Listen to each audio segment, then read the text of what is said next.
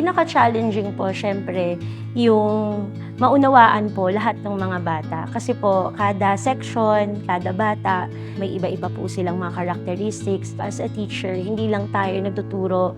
Mahalaga din po na matouch po natin yung buhay nila. Relationship ko po sa mga bata, it goes beyond po the classroom and the school.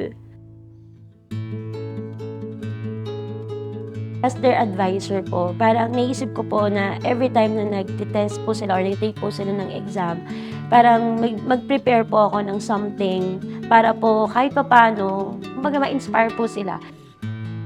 Nag-iisip po ako ng pwedeng ibigay. Tapos yung isa ko pong co-teacher, yung close friend ko po, nag-suggest po siya na Big Brew na lang po yung ibigay ko po sa mga bata.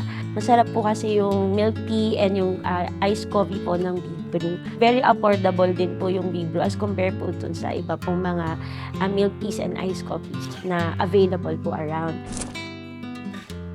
Hindi ko po malagyan ng note yung Big Brew dahil mababasa siya. So, naisip ko po na picturean. And doon po ako magsabi po ng message ko sa kanila. Hindi ko po talaga ina-expect na magba-viral po yung post ko. Kasi, pag nagpo-post po ako, swerte na po, maka 30 likes. First time po talaga na ma-feature sa Diaryo. And hindi ko naman po ina-expect na ma-feature din po sa television. Sabi ko po nga sa kanila, core memory po ito. Kasi, hindi everyday na mababasa kayo sa Diaryo, makikita kayo sa TV. Sobrang saya po ng mga parents. Alam ko po na nakikita rin po nila yung efforts po and love and support po na binibigay ko po sa mga anak po nila. Tinuturing ko po talaga sila na parang sarili ko pong anak kasi po wala po kasi talaga kaming anak. So, nagkaroon po kami ng baby before, alam po, kinuha na po siya ni Lord. So, lahat po nung love na pwede ko pong ibigay sa anak ko po, sa kanila ko po pinibigay.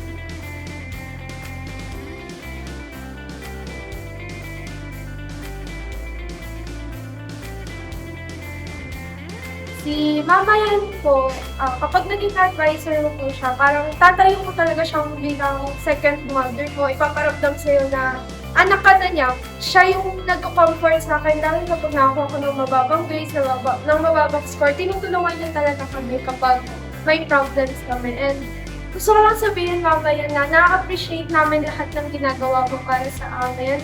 Mahal na mahal ka namin ng buong school. Nag-i-invest po talaga siya sa amin ng time, ng panahon niya para masuportahan po kami sa mga competitions po namin.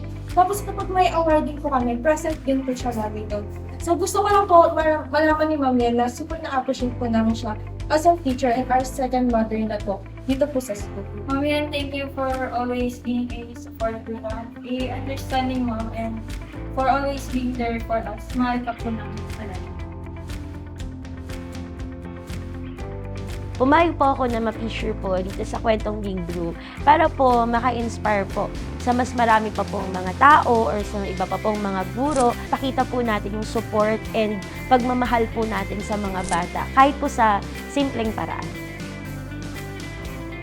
I'm Arlene R. Rodriguez and I'm a teacher in Bagbagan National High School.